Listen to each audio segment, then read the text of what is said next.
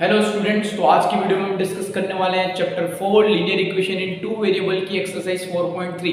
तो last video में हमने इसकी क्वेश्चन नंबर 4 तक डिस्कस कर लिया था। इसका क्वेश्चन नंबर 5 एक ऑब्जेक्टिव बेसिस है जिसमें आपको सिर्फ ग्राफ को देख के कुछ वैल्यूज को बताना है, तो आप वो घर पे कर सकते हैं। तो हम इसका क्वेश्चन नंबर 6 से देख रहे हैं। If the work done by a body on application of a constant force is directly proportional to the distance traveled by the body, express this in the form of a linear equation। यानी कि हमें जो भी information दे रखी है इससे हमें एक लीनियर इक्वेशन बनानी है। हमारे जो काम की इंफॉर्मेशन है उनको हाईलाइट कर रहा हूं एंड ड्रॉ द ग्राफ, यानी कि फिर हमें उसका ग्राफ बनाना है of same also by taking constant force is 5 unit. बोल रखा है कि जो कांस्टेंट है वो कितना दे रखा 5 यूनिट। देन बाद में हमें क्वेश्चन के लिए दो कंडीशन और दे रखी है, इसको हम बाद में देखेंगे। तो पहले हम अपने क्वेश्चन को देख लेते हैं। इफ द वर्क डन, यानी कि एक तो हमें चाहिए work done by a body on application of a constant force is directly proportional to the distance traveled, यानी कि ये जो वर्क डन है ये किसके प्रोपोर्शनल है, डिस्टेंस ट्रेवल के। यानी क्वेश्चन में दो चीजों के बारे में बात हो रही है, एक तो हो रही है वर्क डन और एक हो रही है डिस्टेंस ट्रेवल। तो हमारे क्वेश्चन में हमें पता है हम दो चीजों को सपोज कर सकते हैं, तो दोनों को सपोज कर लेते हैं। मैं ऐसा लिख रहा हूं कि let the work done by body be x and distance traveled be y। ठीक है, अब ये अकॉर्डिंग बाय क्वेश्चन है। क्वेश्चन में क्या बोला था, देखना क्वेश्चन ऐसा बोल रहा है कि जो वर्क डन है ये डिस्टेंस ट्रेवल के डायरेक्टली प्रोपोर्शनल है। तो हम इन दोनों के बीच में प्रोपोर्शनल का साइन लगा देंगे कि वर्क डन जो है ये प्रोपोर्शनल है डिस्टेंस ट्रेवल्ड के। तो अब हम देख लेते हैं कि यानी वर्क डन आखिर है कितना। तो हम देखते हैं कि वर्क डन को हमने x किया है, ये प्रोपोर्शनल डिस्टेंस ट्रेवल कितनी बार। अब आपने फिजिक्स के अंदर ही सीखा होगा कि फिजिक्स का एक रूल होता है कि जब कभी भी आपका प्रोपोर्शनल का साइन हटेगा, चाहे ध्यान रखना ये आपका प्रोपोर्शनल का साइन है, ये आपका प्रोपोर्शनल का साइन है। तो आपने फिजिक्स के अंदर सीखा होगा कि जब कभी भी हम ये प्रोपोर्शनल का साइन हटाते हैं तो इक्वल का साइन आ जाता है, लेकिन साथ में कांस्टेंट के साथ। तो x इक्वल कितना हो जाएगा k बार। अभी क्वेश्चन में मैं बोला था कि हमें एक लीनियर इक्वेशन बनानी है, उसका ग्राफ बनाना है of same by taking constant force is 5 unit. ये जो कांस्टेंट है ये आपका फोर्स है और इसको आपको 5 यूनिट लेना है। तो मैं ऐसा लिख रहा हूं कि since k equals to 5 unit, तो मैं k की जगह कितना पुट कर दूंगा, तो x इक्वल्स टू 5y। तो ये हमारे क्वेश्चन का फाइनल आंसर आया, यानी कि ये एक लीनियर इक्वेशन बन चुकी है। अब हमें कुछ नहीं करना है, इसका एक ग्राफ बनाना है। तो इसका ग्राफ बनाने के लिए आपको पता है हमें इसके तीन सॉल्यूशंस चाहिए। तो हम एक काम करते हैं, सबसे पहले एक टेबल बना लेते हैं। तो मैं यहाँ पे एक टेबल बना देता हूँ, ये मैंने एक टेबल बनी है, ठीक है। यहाँ पे हम लिख देते हैं x, यहाँ पे लिख देते हैं y। तो मैं सबसे पहले एक काम करता हूँ कि y की वैल्यू पुट कर लेता हूँ। तो अभी हम एक काम करते हैं कि यहाँ पे ऐसा लिख देते हैं कि y इक्वल 1, तो मैं y की वैल्यू 1 ले लेता हूँ। तो x की वैल्यू कितनी हो जाएगी अपनी 5 into 1, यानी कि भाई तो हमने देखा कि x की वैल्यू 1, तो 5 की वैल्यू। अब एक काम करते हैं कि हम y की वैल्यू 2 रख देते हैं। तो x की वैल्यू कितनी हो जाएगी 5 into 2, यानी कि 10। तो जब y की वैल्यू हमारी 2 है तो x की वैल्यू कितनी हो जाएगी हमारी 10। अब ये काम करते हैं कि हम y की वैल्यू रख देते हैं 0, तो मैंने 0 ले लिया। तो x की वैल्यू कितनी हो जाएगी 5 into 0, यानी कि ये भी हो जाएगी 0, तो ये 0 हो गई। तो ये मैंने मेरे टेबल के अंदर तीन वैल्यू x की निकाल ली और उसके रिस्पेक्टिव तीन वैल्यू y की निकाल ली है। अब हमें क्या करना है कि इसका ग्राफ बनाना है। तो देखते हैं इसका ग्राफ कैसे बनाएंगे। तो अभी हमारे पास में टेबल दे रखी है, तीन वैल्यू x और तीन वैल्यू y के साथ। अब हम इसका ग्राफ बनाना है। तो ये मैंने कार्टेशियन ग्रिड ड्रॉ किया है, ये हमारा ओरिजिन हो गया, ये x एक्सिस और ये हमारा y एक्सिस। अभी हम देख सकते हैं कि जो x एक्सिस पे हमारी मैक्सिमम वैल्यू वो 10 है और y एक्सिस पे मैक्सिमम वैल्यू कितनी है 2। तो हम एक काम करते हैं, इसकी एक स्केल सेट कर लेते हैं कि 1 यूनिट इक्वल्स टू 2 सेंटीमीटर। तो ये ऐसा हो जाएगा 2, 4, 6, 8 और ये 10।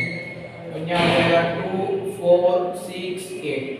ठीक है, अभी देखते हैं कि x की वैल्यू अगर 5 तो y की कितनी 1। तो x की वैल्यू 5 कहाँ देगी, ये यहाँ 5, तो y की कितनी 1, तो ये y की बन जाएगी। तो ये हमारा पहला पॉइंट है। सेकंड नंबर पे x की वैल्यू 10, तो y की वैल्यू कितनी है 2। तो x की वैल्यू 10, तो y की वैल्यू कितनी है 2, ये यहाँ आ जाएगी y की वैल्यू। थर्ड नंबर पे x की 0, y की 0, तो x की 0, y की 0।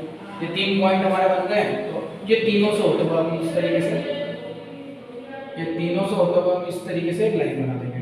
ये बिल्कुल आपकी स्ट्रेट लाइन बनेगी। तो ये आपका ग्राफ कंप्लीट है। तो ये हमारे क्वेश्चन का आंसर है। अब हमारे क्वेश्चन में हमें यहाँ से दो केस और पूछ सके। तो दो केस क्या है वो भी देख लेते हैं। फर्स्ट वाला कि also read from the graph work done when distance travelled by body is 2 unit. यानी बोल रखा है कि जब डिस्टेंस 2 यूनिट है, यानी कि जब y की वैल्यू 2 है तो हमारी x की वैल्यू कितनी आएगी? तो x की वैल्यू क्या आती है हमारी 5 यानी कि 5 * 2 तो कितनी हो जाएगी? 10 यूनिट। सेकंड नंबर पे पूछ रखा था कि जब डिस्टेंस ट्रेवल 0 यूनिट है, यानी कि जब y की वैल्यू 0 है तो x की वैल्यू कितनी होगी? तो 5 * 0 यानी कि 0 यूनिट। इसका मतलब ये है कि जब हमारी डिस्टेंस 2 यूनिट होगी तो हमारा वर्क डन होगा 10 यूनिट, और जब हमारी डिस्टेंस 0 होगी तो हमारा वर्क डन कितना होगा? 0 यूनिट। ये हमारे क्वेश्चन का आंसर है। तो अभी हम इसका क्वेश्चन नंबर 7 डिस्कस कर रहे हैं। Yamini and Fatima, 2 students of class 9th of a school, together contributed ₹100 towards the Prime Minister Relief Fund। यानी क्या बोल रखा है कि यामिनी और फातिमा दो गर्ल्स हैं, 9th क्लास के स्टूडेंट हैं, जिन्होंने प्राइम मिनिस्टर रिलीफ फंड में ₹100 कंट्रीब्यूटेड किए to help the earthquake victims. Write a linear equation. इस इंफॉर्मेशन से हमें लीनियर इक्वेशन बनानी है और उसका ग्राफ बनाना है। तो हमें पता है कि हम दो चीजों को सपोज कर सकते हैं। तो एक काम करते हैं कि यामिनी और फातिमा ने जो रुपीस कंट्रीब्यूट किए हैं हम उनको लेट करते हैं। हम लिख रहे हैं कि suppose Yamini and Fatima contributed ₹X and ₹Y respectively. अभी मैं लिख रहा हूं अकॉर्डिंग बाय क्वेश्चन। यानी क्वेश्चन में क्या बोल रहा है? क्वेश्चन ये बोल रहा है कि जब इन दोनों की कंट्रीब्यूशन को हम ऐड कर देंगे तो हमारा आंसर कितना आ जाएगा? ₹100। तो मैं ऐसा लिखता हूं कि x + y = 100। ये हमारी इक्वेशन बन जाएगी। क्यों? क्योंकि यामिनी और फातिमा दोनों का कंट्रीब्यूशन का सम कितना? ₹100। तो यामिनी ने कितना कंट्रीब्यूट किया? ₹100 और फातिमा ने कितना कंट्रीब्यूट किया? ₹Y। तो x + y हमारे पास कितना आ जाएगा? 100। अभी हम एक काम करते हैं कि हमारे पास एक लीनियर इक्वेशन बन चुकी है, यानी कि पहला आंसर तो हमारा आपस आ गया। अब इसका ग्राफ बनाना। मैंने आपको कैसे कहा था कि जब कभी भी हमें किसी इक्वेशन का ग्राफ बनाना तो उसके 3 सॉल्यूशंस चाहिए। तो अभी हमारी इक्वेशन क्या है? x + y = 100। मैं इसको ऐसा लिख देता हूं x = 100 - y। और मैं यहां पे एक टेबल बना रहा हूं। ये मैंने एक टेबल बना लिया जिसमें मैं 3x की वैल्यू और उसके रेस्पेक्टिव 3y की वैल्यू फाइंड करने वाला हूं। तो मैं यहाँ y की वैल्यू लिख रहा हूं 50। तो x की वैल्यू हमारी कितनी आ जाएगी? 100 - 50। तो 100 - 50 कितना हो जाएगा? 50। यानी कि जब हमारी y की वैल्यू 50 है तो हमारे x की वैल्यू भी कितनी है? 50। अभी मैं काम करते हैं कि y की वैल्यू लिख देते हैं 60। तो x की वैल्यू कितनी हो जाएगी? 100 - 60 यानी कि 40। तो जब हम y की वैल्यू 60 रख रहे हैं तो हमारी x की वैल्यू कितनी है? 40। अब ये काम करते हैं, हमारी y की वैल्यू हम ले लेते हैं 70। तो x की वैल्यू कितनी हो जाएगी? 100 - 70 यानी कि 30।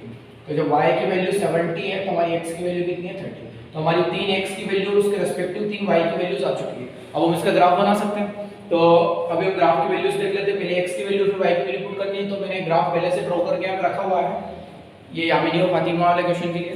तो हमारी x की वैल्यू कितनी? 50। तो हम x एक्सिस पे देखते हैं कि ये x की वैल्यू 50 और इसके रेस्पेक्टिव y की वैल्यू कितनी? 50। तो ये y की वैल्यू ये 50। तो हम कुछ ये इस तरीके से ये हमारा पहला पॉइंट हो जाएगा। सेकंड नंबर पे चेक करते हैं x की वैल्यू कितनी है? 40। तो ये हमारी x की वैल्यू 40 और इसके रेस्पेक्टिव y की वैल्यू कितनी है? 60। तो ये y की वैल्यू 60। ये हमारा सेकंड पॉइंट हो गया।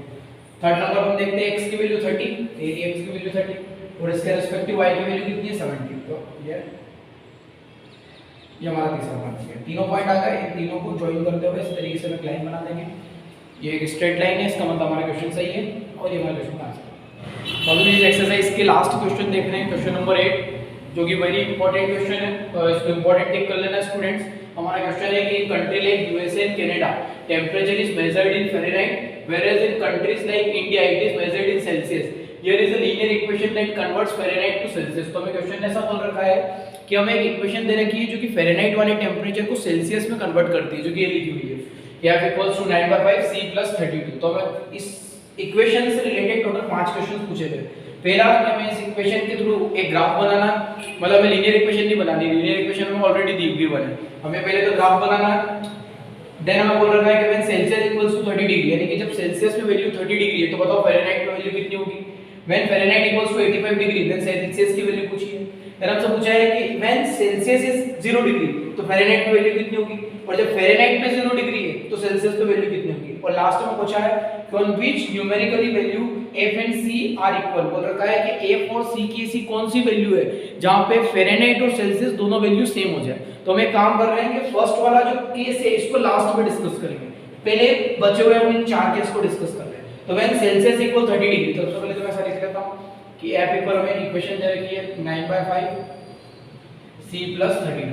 अभी अपन सेकंड नंबर से स्टार्ट करेंगे। तो क्या है, व्हेन सेल्सियस इक्वल 30 डिग्री, तो मैं लिख देता हूं कि C इक्वल 30, तो पुट करेंगे तो F इक्वल क्या हो जाएगा 9/5, ये मैंने C की जगह 30 पुट किया प्लस 32। सॉल्व करेंगे तो 5 6 जा 30, 9 6 जा कितना हो जाएगा हमारे पास 54 प्लस 32, 4 and 2 6, 5 and 3 8, तो 86 डिग्री। इसका मतलब है कि जब सेल्सियस में 30 डिग्री वैल्यू है तो फ़ारेनहाइट में कितनी होगी 86 डिग्री। तो मैं इसी का थर्ड नंबर का केस डिस्कस कर रहे हैं, F इक्वल्स टू 95। तो मैं थर्ड नंबर में लिख देता हूं कि जब मैं F की वैल्यू 95 पुट कर रहा हूं, तो मैं यहां पे F की जगह लिख देता हूं 95 इक्वल्स टू 9/5 ये C की प्लस पे C प्लस 32। अभी हमें C की वैल्यू फाइंड करनी है, तो हम C वाली मतलब कि C वाली डिजिट को इधर ही रखेंगे, बाकी सब इधर लेके आएंगे। ये प्लस का 32 इधर आएगा तो माइनस इक्वल्स टू 9/5 और ये C हमारा है 5 में से 2 जाएंगे तो 3, 9 में से 3 जाएंगे तो 6 इक्वल्स टू 9/5 और ये C 9 से कट करेंगे 63 को, 9 7 से 63, ये 5 डिवाइड में इधर आएगा मल्टीप्लाई में, तो 7 5 जा कितना हो जाएगा 35। तो C की वैल्यू कितनी आ जाएगी 35 डिग्री। यानी कि जब हमारी फ़ारेनहाइट में वैल्यू 95 डिग्री है तो सेल्सियस में कितनी आ जाएगी 35 डिग्री। सेम एज इट इज हमारा फोर्थ नंबर का केस डिस्कस करते हैं। तो फोर्थ नंबर पर हमें क्या बोल रखा है कि इफ C इक्वल्स टू 0, यानी कि जब सेल्सियस की वैल्यू 0 है तो फ़ारेनहाइट में कितनी होगी, तो फ़ारेनहाइट में कितनी हो जाएगी F इक्वल्स टू 9/5 ये सेल्सियस की जगह 0 और प्लस 30, 0 का किसी भी डिजिट को मल्टीप्लाई करने से आंसर कितना आएगा 0, तो 0 प्लस 32 तो हमारा आंसर कितना आ जाएगा 32। यानी कि जब सेल्सियस में 0 तो फ़ारेनहाइट में कितनी आ जाएगी 32 डिग्री। देन नेक्स्ट नंबर पर मैं बोल रखा है कि फ़ारेनहाइट इक्वल्स टू 0, तो मैं लिख देते हैं कि व्हेन फ़ारेनहाइट इक्वल्स टू 0, यानी कि F की जगह जब हम 0 रखेंगे तो ये 9/5 ये C प्लस 32, ये प्लस का 32 इधर आएगा तो माइनस का हो जाएगा -32 इक्वल 9/5 और ये हमारा C आ जाएगा। अब इस 5 का अगर मल्टीप्लाई करेंगे तो 5 to the 10 की 0 1 के 5 से 15 and 1 16 -160 9 मल्टीप्लाई में रहेगा तो डिवाइड में -160 अपॉन 9 ये हमारी सेल्सियस की वैल्यू हो जाएगी। ठीक है, तो ये हमारा फोर्थ नंबर का केस भी डिस्कस कर लिया हमने। अभी फिफ्थ नंबर का केस देखेंगे। हम इसी का फिफ्थ नंबर का केस देख रहे हैं on which numerically value F and C are equal, यानी कि हमें एक ऐसा केस फाइंड करना है जहां पे हमारी फ़ारेनहाइट और सेल्सियस की वैल्यू सेम हो जाए। तो मैं यहाँ पे एक केस ले रहा हूं कि when Fahrenheit equals to Celsius, यानी कि हम ऐसा लिख रहे हैं कि फ़ारेनहाइट और सेल्सियस इक्वल होगी, तो F इक्वल C, यानी कि जहां पे भी इस इक्वेशन में F होगा C होगा वहां पे हम F लिख देंगे। तो F इक्वल कितना हो जाएगा 9/5, ये C की जगह F लिखेंगे प्लस 32। अभी हमें फ़ारेनहाइट की वैल्यू फाइंड करनी है, तो हम फ़ारेनहाइट वाली सारी डिजिट्स को एक साइड कर लेंगे। तो F माइनस 9/5 ये F as it is equals to 32। इसके अपॉन में कुछ नहीं तो 1 हो जाएगा, यहाँ पे एलसीएम लेंगे कितना आ जाएगा हमारा 5, क्या बचेगा क्रॉस मल्टीप्लाई करेंगे तो 5f minus 9f equals to 32। ये 5 डिवाइड में इधर आएगा तो मल्टीप्लाई में हो जाएगा, और 5f में से 9f माइनस करेंगे तो -4f, क्योंकि माइनस की डिजिट बड़ी है, यहाँ पे आ जाएगा 5 into 32। ये माइनस का 4 मल्टीप्लाई में उधर जाएगा डिवाइड में हो जाएगा, तो f इक्वल कितना हो जाएगा 5 into 32 अपॉन -4, तो 4 8 का 32, तो हमारी f की वैल्यू कितनी हो जाएगी 5 8 का 40 और माइनस का साइन तो -40, तो f की वैल्यू कितनी हो गई हमारी -40। अब हमने क्या लिखा था कि f और c दोनों इक्वल है, तो हमारी c की वैल्यू कितनी हो जाएगी -40। हमसे क्वेश्चन में बोला था कि क्या कोई ऐसी न्यूमेरिकल वैल्यू है जो फ़ारेनहाइट और सेल्सियस दोनों के लिए सेम हो, तो हम क्या लिखेंगे कि यस। हमारे क्वेश्चन का आंसर क्या हो जाएगा यस। तो हम इसका फर्स्ट वाला केस डिस्कस कर रहे हैं कि हमें इसका ग्राफ बनाना है। तो आपको पता है कि हमें ग्राफ बनाने के लिए हमें 3 फ़ारेनहाइट की वैल्यू और उसके रेस्पेक्टिव 3 सेल्सियस की वैल्यू चाहिए। तो मैं एक टेबल बना रहा हूं, ठीक है। क्वेश्चन नंबर पहले बोल दिया है कि जो हमारा फ़ारेनहाइट है वो x एक्सिस को रिप्रेजेंट कर रहा है और जो हमारा सेल्सियस है वो y एक्सिस को रिप्रेजेंट कर रहा है, ठीक है। तो अभी हम एक काम करते हैं कि यहाँ पे कुछ वैल्यूज पुट करनी है c की और इसके रेस्पेक्टिव में f की वैल्यू चाहिए। तो सबसे पहले क्वेश्चन ये आता है कि हमें कौन सी वैल्यूज पुट करनी चाहिए। तो आप देखिए कि अगर यहाँ पे आप कोई भी जैसे 1 2 अगर कोई भी वैल्यू पुट करेंगे तो फ्रैक्शनल वैल्यू मतलब कि डेसिमल में बनती जाएगी। तो आप हमेशा यहाँ पे ऐसी वैल्यू पुट कीजिएगा कि जो 5 का मल्टीपल, ठीक है। यहाँ पे हम मल्टीपल ऑफ 5 पुट करेंगे ताकि वो 5 से कैंसिल हो जाए। तो हम यहाँ पे ऐसा रखना है कि c इक्वल अपन सबसे पहले स्टार्टिंग में 5 ही पुट कर देते हैं, तो हमारी f की वैल्यू कितनी हो जाएगी 9/5, ये c की जगह हम 5 पुट कर देंगे और प्लस 32, तो हमारा 5 से 5 कैंसिल हो जाएगा। 32 में 9 प्लस करेंगे तो कितना हो जाएगा 42, यानी कि जब सेल्सियस की वैल्यू 5 है तो फ़ारेनहाइट की वैल्यू कितनी हो जाएगी 42। अभी मैं काम करते हैं सेल्सियस की वैल्यू 10 पुट कर देते हैं, तो f इक्वल कितना हो जाएगा 9/5, यहाँ पे सेल्सियस की प्लेस पे 10 और ये 32, तो 5 to the 10, 9 to the 80 plus 32, तो हमारी वैल्यू कितनी हो जाएगी 8 into 10 की 0 315। सो जब फ़ारेनहाइट की वैल्यू सेल्सियस पे वैल्यू 10 है तो फ़ारेनहाइट की वैल्यू हमारी कितनी हो जाएगी 50। और लास्ट में हम एक काम करते हैं कि एफ की वैल्यू रख हमारी सेल्सियस पे वैल्यू रख लेते हैं -5। हमारी फ़ारेनहाइट की वैल्यू कितनी हो जाएगी 9/5, ये सेल्सियस की जगह -5 और ये प्लस 32, 5 से 5 कैंसिल हो जाएगा तो -9 प्लस 30, -9 प्लस 32 करेंगे तो हमारी वैल्यू कितनी हो जाएगी 23। तो ये हमारे पास में 3 सेल्सियस के रेस्पेक्टिव 3 फ़ारेनहाइट की वैल्यू आ चुकी है, तो मैं सेल्सियस पे लिख देता हूँ -5 और ये फ़ारेनहाइट में कितनी हो जाएगी 23। तो अभी इसका ग्राफ ड्रॉ कर लेते हैं। तो हमें क्वेश्चन ने ऐसा बोला है कि जो हमारा सेल्सियस है वो एज एक्स एक्सिस वर्क कर रहा है और जो हमारा फ़ारेनहाइट है वो एज वाई एक्सिस वर्क कर रहा है। तो हमने सेल्सियस को एक्स एक्सिस पर फ़ारेनहाइट को वाई एक्सिस पर प्लॉट कर लिया। अभी हम देख सकते हैं कि जो फ़ारेनहाइट वाली टेबल है इसमें हमारी मैक्सिमम वैल्यू हो रही है 50 और जो सेल्सियस है उसमें मैक्सिमम वैल्यू हो रही है 10। यहाँ पे ज़्यादातर वैल्यूज हमारी 5 के मल्टीपल। तो हम यहाँ पे एक स्केल ले लेते हैं कि 1 यूनिट इक्वल्स टू 10 डिग्री। तो ये जैसा हो जाएगा 10, 20, 30, 40, 50, 60, 70 और 80। और यहाँ पे भी हो जाएगा हमारा 10, 20, 30, 40, 50। इधर -10, -20, -30 और यहाँ पे भी -10, -20, -30। अभी हम हमारी टेबल की वैल्यूज को पुट कर लेते हैं। तो हमारी सेल्सियस पे वैल्यू कितनी है 5, तो सेल्सियस पे 5 कहाँ हो जाएगी यहाँ पे ये 5 हो जाएगी हमारी। और उस टाइम हमारी फ़ारेनहाइट की वैल्यू कितनी है 41, तो ये 40 है तो इससे एक ऊपर हम 41 कर लेते हैं। तो ये हमारा पहला पॉइंट बन जाएगा। सेकंड नंबर पे हम देख सकते हैं सेल्सियस पे वैल्यू कितनी 10, तो सेल्सियस पे 10 उस टाइम हमारी फ़ारेनहाइट की वैल्यू कितनी 50। तो ये हमारा सेकंड पॉइंट बन जाएगा। देन लास्ट हमारी सेल्सियस पे वैल्यू कितनी -5, तो सेल्सियस पे -5 हमारा यहाँ पे आ रहा है -5। और उस टाइम हमारी फ़ारेनहाइट की वैल्यू कितनी 23, तो 20, 21, 22, 23, तो ये हम 23 यहाँ पे रख देते हैं। ये हमारी ये अगला पॉइंट यहाँ है। ये तीनों पॉइंट है, तीनों पॉइंट्स होते हुए हमारे एक लाइन इस तरीके से बना देंगे, एक स्ट्रेट लाइन बन गई है, यानी कि हमारा ग्राफ कंप्लीट हो गया। और इसी के साथ हमारी एक्सरसाइज 4.3 कंप्लीट होती है। तो आज के लिए इतना ही, अगली वीडियो में फिर मिलेंगे, तब तक के लिए जय हिंद जय भारत।